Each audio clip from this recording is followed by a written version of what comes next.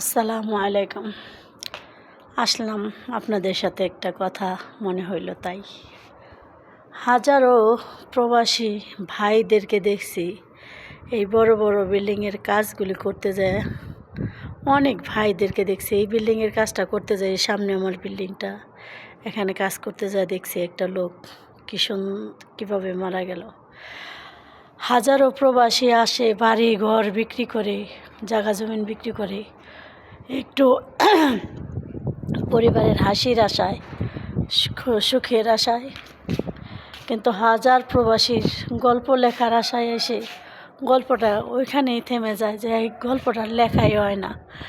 কারণ কোনো পরিবারের লোক বুঝতেই চায় না যে ও যে একটা মানুষ প্রবাসের মাটিতে একা আছে, একাকিত্ব মানুষ কিভাবে থাকতে পারে। তাই কোনো প্রবাসীরই কেউ মূল্যায়ন করে না। একটা সুখের আশা একটা বোন আসে, যে স্বামীর সংসার ফেলে, সন্তান ফেলে আসে, যে কিছু সুখ যদি পাওয়া যায় তবে সেই সংসারটাও ভেঙে যায় অনেক মেয়ের।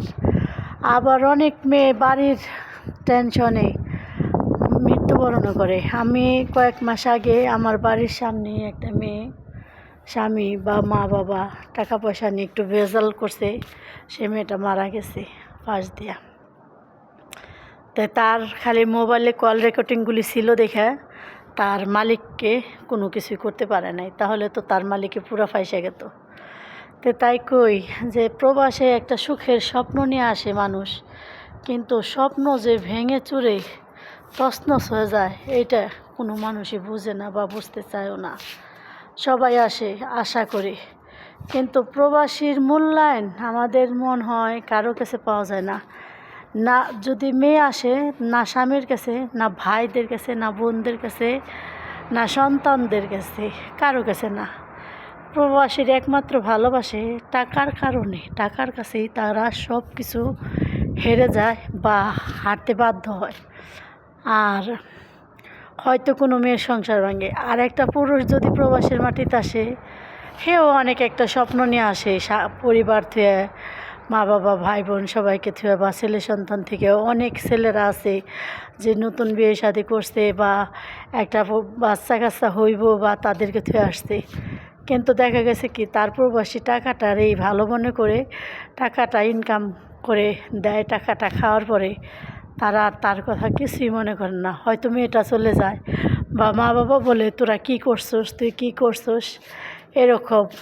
আমার এই 5 বছর প্রবাস জীবনে আমি যেসব ঘটনাগুলি দেখছি, যদি একটা প্রবাসী গল্প লেখে, গল্প লেখার পাতা শেষ হয়ে যাব, যেমন তেমন একটা পাতা শেষ হয়ে যাবে, কিন্তু গল্প লেখা শেষ হবে না। কারণ প্রবাসীর জীবনে এমন কষ্ট বা দুঃখ থাকে, তারা না পারে কাউকে বলতে, না পারে কিছু করতে। অনেকে সহ্য করে, আল্লাহ তাআলা তাদের হাত দেয়, তারা বেঁচে থাকে। আর অনেকে তারা না ফেরার দেশে চলে যায়, না ফেরার দেশে চলে যায়, তারা কখন আর ফিরেই আসে না। কিন্তু প্রবাসীর কষ্ট কেন যে মানুষ বুঝে না। কিন্তু প্রবাসীর এক একটা টাকার মধ্যে এক এক হাজার ঘাম ঝরে আছে, এক একটা ফোঁটার মধ্যে, এক একটা টাকার মধ্যে কত বিন্দু রক্ত ঝরে আছে, তার কোনো ঠিকানা নেই।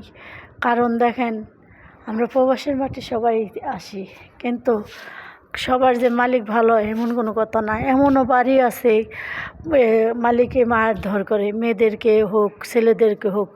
ওদের কাছে তো ছেলে মেয়ে সবাই এক সমান। ওরা মনে করে ওরা আসছে কামলা ফেরত, ওরা কামলা ফেরত দিয়ে যাইব গা। কিন্তু ওরা যারা ভালো তারা তো কখনোই হাত তোলে না, আর যারা খারাপ তারা তো অনেক মারধর করে। অনেক মেয়েদের কান্না এই 2 চোখে দেখছি, অনেক ছেলেদের কান্না দেখছি, কিন্তু কিচ্ছু করার নেই। আমিও একজন দূরদেশী।